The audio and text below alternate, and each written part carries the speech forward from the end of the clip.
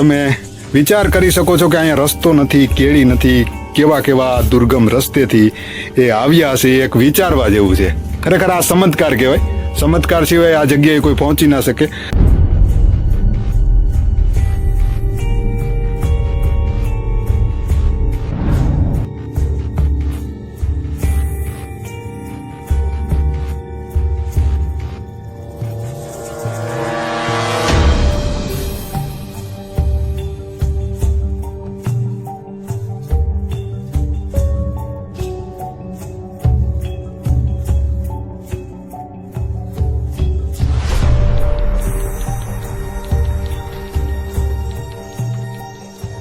આવી જ રીતે બ્લોગ્સમાં બન્યા રહેજો. આગળની સુંદર મજાની આ નવનાથના ધૂણાની એ અપડેટ હું તમને આપતો રહીશ, કારણ કે એકદમ દુર્ગમ રસ્તા ઉપરથી અમે પસાર થઈએ છીએ. આ જગ્યા ઉપર ખૂબ જ ધ્યાન રાખવું જરૂરી છે, ખૂબ જ સાવચેતી રાખવી જરૂરી છે. આગળના વ્યૂ પણ હું તમને બતાવીશ.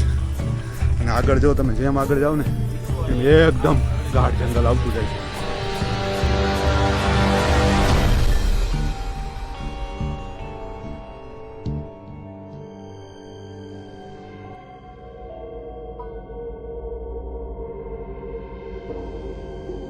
જો ખરેખર તમને વાત કરું ને તો અમે એ પવિત્ર જગ્યા ઉપરથી નીચે ઉતરતા હતા. ખૂબ દુર્ગમ આ જગ્યા છે. આની જે ભૌગોલિક પરિસ્થિતિ છે તે ખૂબ જ ડેન્જર છે. અને આ જગ્યાએ કોઈ પણ જાતનો અવાજ નથી આવતો. એકદમ સુમસાન અને વેરાન આ જગ્યા છે. અમે 3-4 મિત્રો છે, તમે જોઈ રહ્યા છો, અને અમારે ધર્મેશભાઈ છે. હવે અત્યારે નવનાથના ધૂણાના અમે દર્શન કર્યા હતા. નવનાથના ધૂણે થોડો વિશ્રામ કર્યો, આરામ કર્યો. નવનાથના ધૂણાના ખૂબ જ સુંદર રીતે દર્શન કર્યા. અને જ્યારે નવનાથના ધૂણેથી અમે હવે નીચે જઈ રહ્યા છીએ, એટલે રસ્તો તો ખરેખર ખૂબ જ ડેન્જર છે, કઠિન છે. અમને કોઈ જાતની ખબર નહોતી. અમારું બધાનું અમારા રસ્તા ઉપર ધ્યાન હતું, મારું પણ રસ્તા ઉપર ધ્યાન હતું. બધા મિત્રો આગળ નીકળી ગયા હતા. પણ ખરેખર એક ચમત્કાર જેવું થયું. તમને ખરેખર બતાવું તો તમને નવાઈ લાગે કે તમારે અહીંયા ચાલવું હોય ને તો તમારે 100 ફેર વિચાર કરવો પડે. એવી આ દુર્ગમ જગ્યા છે. અને એવી જગ્યાએ ખરેખર આ જે અમને મળ્યા છે તે તમને હું બતાવું.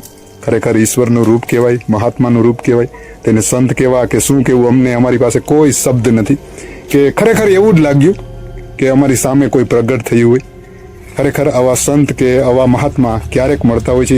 એવી જગ્યાએથી આવ્યા છે. ખરેખર એ જગ્યાનું વર્ણન હું નથી કરી શકતો. એવી જગ્યાએથી આવ્યા છે. ખૂબ દુર્ગમ અને કઠિન. અને હું પણ કહું કે આવી જગ્યાએથી ના આવાય. એવી ડેન્જર જગ્યાએથી આ લોકો આવ્યા છે. હું તમને બતાવું એ સંત મહાત્માના, તમને દર્શન પણ કરાવું કે ખરેખર અમને આ મોકો મળ્યો કે અમે આ સંતના દર્શન કરી શકીએ. હું બતાવું ખરેખર કેવા રસ્તેથી તે આવ્યા છે. તેની પાસેથી પણ ઘણી બધું આપણે સાંભળીશું. તો બ્લોગ્સમાં બન્યા રહેજો. ખરેખર એ મહાત્માને હું તમને બતાવવા જઈ રહ્યો છું. તમે જોઈ શકો છો.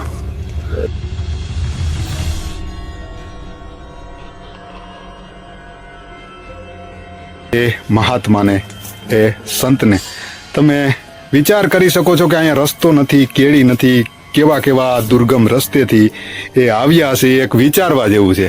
ખરેખર આ ચમત્કાર કહેવાય. ચમત્કાર સિવાય આ જગ્યાએ કોઈ પહોંચી ના શકે. કારણ કે અમે આ જગ્યાએ આવ્યા ને ઘણું બધું કઠિન એવી સ્ટ્રગલ કરીને આ જગ્યાએ પૂગ્યા છે. ઘણું બધું ટ્રેકિંગ કર્યું છે. ઘણો બધો ખરાબ અને દુર્ગમ રસ્તો અમે વેઠીને આ જગ્યાએ પહોંચ્યા છીએ. ત્યારે તમે જે રસ્તેથી આવ્યા છે ને ત્યાં તો રસ્તો જ નથી. તો તમે કેવી રીતે અહીંયા પૂગ્યા એ એક તો ચમત્કાર જેવું છે.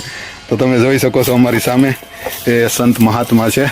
તેના ચરણોમાં અમે વંદન કરીએ છીએ, પ્રણામ કરીએ છીએ. તો કેવી રીતે બાપુ આ જગ્યાએથી કેવી રીતના આવ્યા તમે? અમે આ પરાણે હાથ પકોડિયા સાડી આમ કરી પથરા ઝાલી અને નીચે આવ્યા. એટલે એમ નહીં, તમે પેલા તો દાતાર ગયા હશો ને? હા, દાતાર ગયા. પછી દાતાર તમે જયારે દાતાર ગયા ત્યાંથી તમને તમારે આવવું હોય છે નવનાથના ધૂણે. તમારી સમજી લો કે એવી મનોકામના છે કે નવનાથના ધૂણે આપણે જવું છે. તો તમને ત્યાંથી કોઈ કીધું નહીં કે અહીંયા રસ્તો નથી? તો તમે કેવી રીતના આ રસ્તે? આ રસ્તો જે નિશાન આપેલા હતા, નિશાને અમે ચાલ્યા. હા, એવું છે. નિશાન આપેલા છે ઠેસ સુધીના, અહીંયા રસ્તા સુધીના, ધૂણા સુધીના, રસ્તા સુધીના નિશાન આપેલા છે.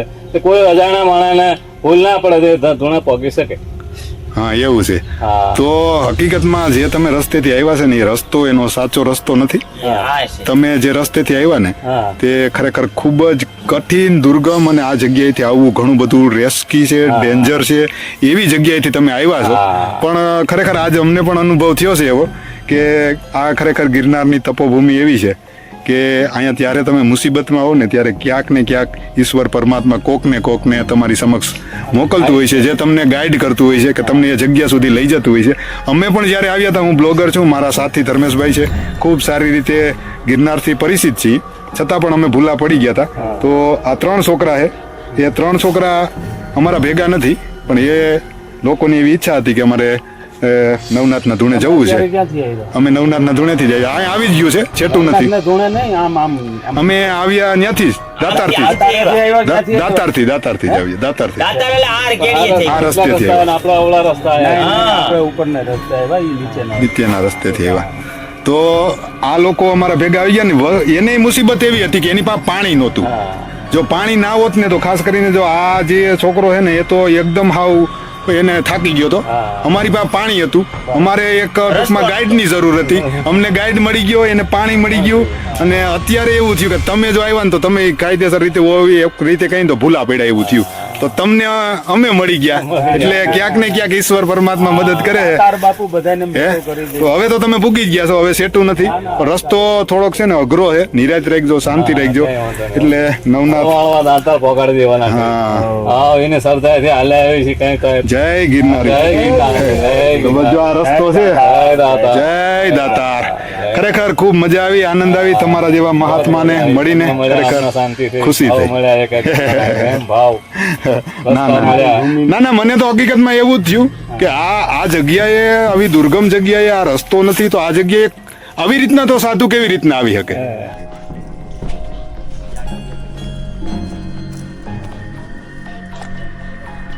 બહુ ધ્યાન રાખવું પડે, પગ છે ને તમારું લપસી જાય ને તો પૂરું થઈ જાય. એવી ખતરનાક જગ્યા એટલે નવનાથનો ધૂણો.